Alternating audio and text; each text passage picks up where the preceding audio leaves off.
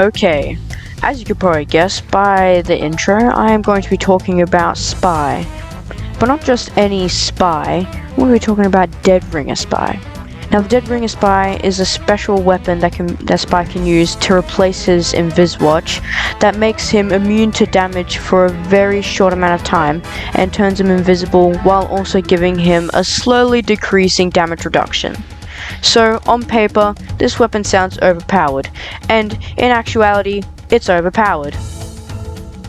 So then why is the Inviswatch still viable?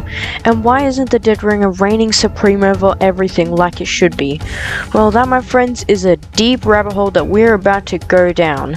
And along the way, let's also talk about why the Dead Ringer should rule over the Inviswatch and, well, you know, the Cloak and Dagger, I guess.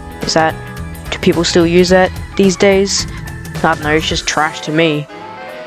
The first thing we're going to be talking about is a very common oversight that a lot of new Dead Ringer players seem to overlook somehow.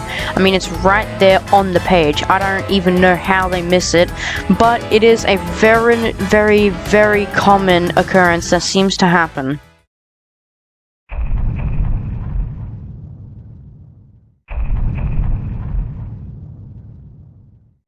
When using the Dead Ringer, you are not God. You can still quite easily be killed. It does not take that much for some heavy pyro, scout, or sniper to catch you off guard without your cloak active.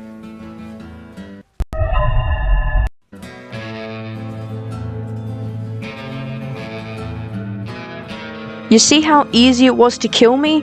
If I had pulled out my cloak earlier, or had it before I attacked and only put it away right as I was about to stab him, I probably would have made it out of there alive, and then would have had a sweet opportunity to kill that dirty heavy.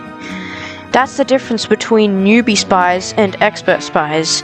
Newbie spies, or in my case, me when I don't learn my lesson, will make those mistakes. An expert spy, however, will fight or flight, and usually flight, because, well, you live to fight another day.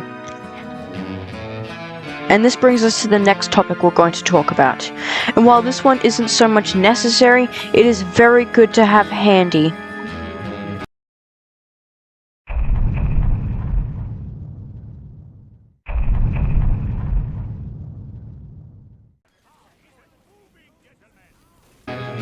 Now this one may come as a surprise to some spy players, but there are a few key spots that I like to hang out in that the Dead Ringer really complements, if you get what I mean.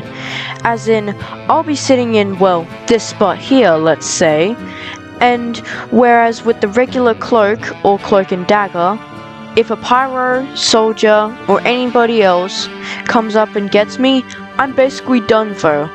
But if I have the Dead Ringer out, I can just skedaddle on out of there, and then maybe 1 minute later, go back there and kill a sneaky little heavy. Next segment we're going to be talking about are spy spots. So just sit back, relax, maybe pull up some coffee, read a book, and just have a good time. Now you may be wondering what I mean by spy spots. What I mean by spy spots are these little hiding spots that spy can sit in that are very useful for getting stabs or for letting your Dead Ringer unactivate where they won't be caught. Some notable spy spots that aren't too out of reach for the average spy player are this one, and also this one. What all of these spy spots have in common, in most, is that they allow you to use your Dead Ringer to get out of that spot very easily and then return. They do not require much setup, only a little bit of practice. There are some harder ones, but they, with their hardness, also comes greater rewards and greater hiding skills, and are generally easier to get out of.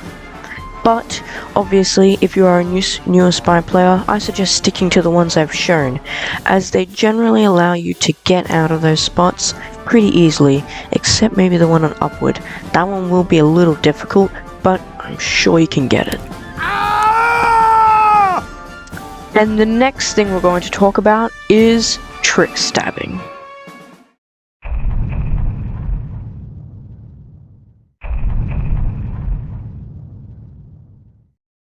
Now, trick stabbing is mainly just technical in practice, but using the dead ringer does complement it very well, as if you do fail a trick stab, you can just whip out the dead ringer and just get out of there. So it is very, very, very useful for new spy players to learn to trick stab. Obviously, trick stabbing is still going to be hard as hell, but, well, it makes it easier.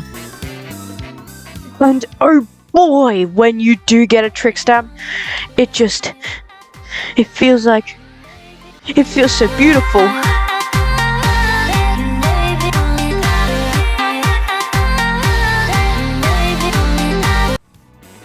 And the last thing to remember is that you will get to the expert spy level that you so desperately want to get. Trick stabbing is a learnt skill.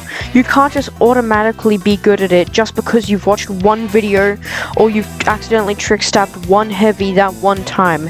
You will get there, definitely, but it takes a lot of time and effort. I'm not even at that level yet, but I'm very confident that you, the viewers, will get there. If not, you've already gotten there. And well, I hope my content has been exciting and enjoyable for you, and I hope that this can help new spy players or experts in any way. Thank you for reaching to the end of the video, I really appreciate it, and if you liked it, like and subscribe. If you didn't, dislike it and tell me how I can be better. This has been McDazzle, signing off.